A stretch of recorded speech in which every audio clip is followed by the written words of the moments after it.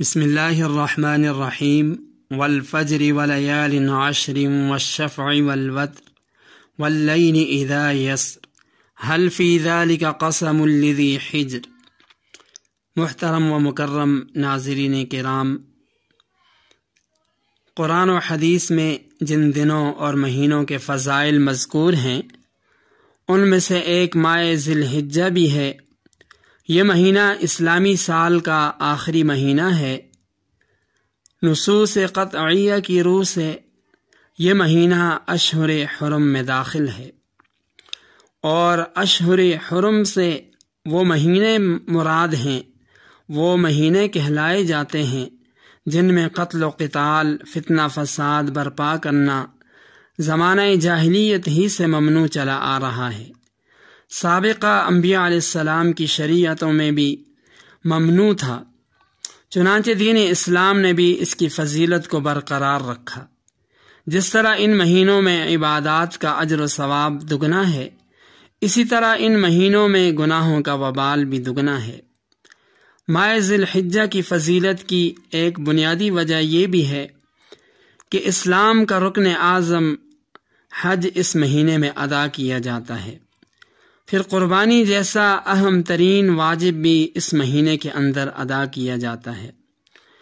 اسی طرح امت محمدیہ صلی اللہ علیہ وسلم کے دو اہم تہواروں میں سے ایک عید الاضحیٰ اسی مہینے میں منائی جاتی ہے۔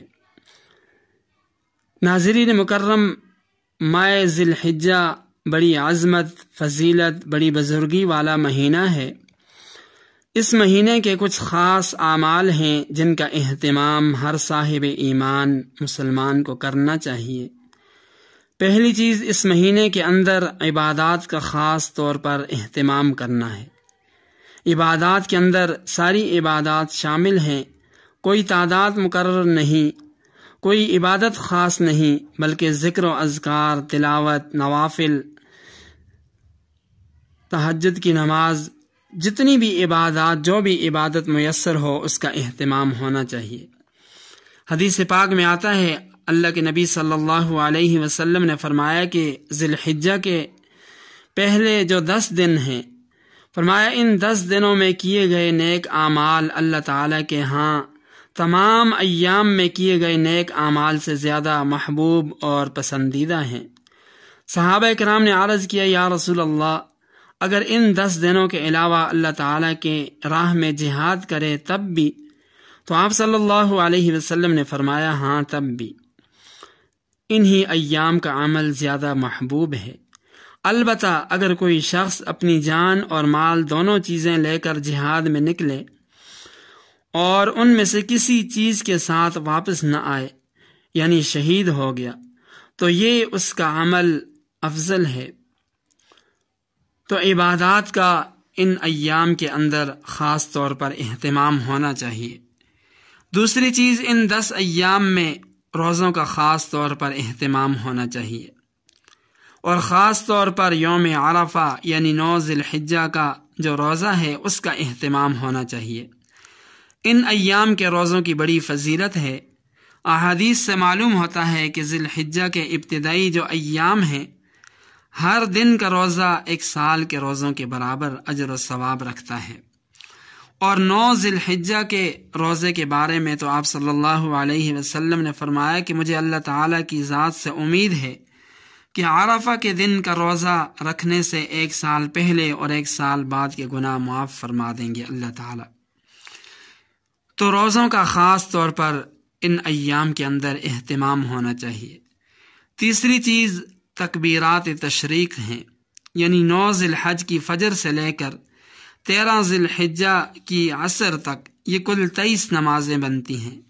ہر فرض نماز کے بعد ہر عاقل بالغ مرد ہو یا عورت ہو، تنہا نماز پڑھی ہو یا جماعت کے ساتھ نماز پڑھی ہو، شہر کا رہنے والا ہو یا دیہات کا رہنے والا ہو، ایک مرتبہ یہ تکبیر اللہ اکبر لا الہ الا اللہ واللہ اکبر یہ تکبیر پڑھنا واجب ہے۔ البتہ مردوں کے لیے قدر بلند آواز سے پڑھنا یہ واجب ہے۔ بہت سارے لوگ اس کے اندر شرم عار محسوس کرتے ہیں، لیکن یہ بلند آواز سے پڑھنا مردوں کے لیے ضروری ہے، اور عورتیں پس آواز سے پڑھیں، ان کی آواز کا بھی پردہ ہے۔ یاد رکھیں یہ تکبیرات ایک مرتبہ پڑھنا واجب ہے، ایک سے زائد مرتبہ پڑھنا نہ تو لازم ہے اور نہ ہی مسنون ہے۔ البتہ اگر کوئی سنت یا لازم سمجھے بغیر ایک سے زائد مرتبہ بطور ذکر کے پڑھتا ہے تو اس میں کوئی حرج نہیں ہے، لیکن 3 دفعہ پڑھنے کو سنت یا لازم یہ نہیں کہا جا سکتا۔ جیسے کہ بعض لوگ اس کو سنت یا لازم سمجھتے ہیں، تو ایک مرتبہ اس تکبیر کا پڑھنا ہر فرض نماز کے بعد یہ واجب ہے، اور 3 مرتبہ یا جتنی مرتبہ بطور ذکر کے اگر پڑھا جائے، سنت یا لازم نہ سمجھا جائے تو اس کے اندر کوئی حرج نہیں ہے۔ اور چوتھی چیز یہ ہے کہ ماہ ذی الحجہ کا چاند جب نظر آ جائے تو جن حضرات کی قربانی ہے ان کے لیے مستحب یہ ہے کہ وہ اپنے جسم کے بال، ناخن وغیرہ نہ کاٹیں۔ یہ عمل مستحب ہے، سنت یا واجب نہیں ہے یا فرض نہیں ہے۔ تو ان اعمال کا اس مہینے کے اندر اور خاص طور پر ان 10 ایام کے اندر خاص طور پر ان کا اہتمام ہونا چاہیے۔ اللہ تعالی ہم سب کو عمل کرنے کی توفیق عطا فرمائے۔ اگر آپ اس چینل پر نئے ہیں تو ویڈیو کو ضرور لائک کیجئے، شیئر کیجئے، چینل کو ضرور سبسکرائب کیجئے۔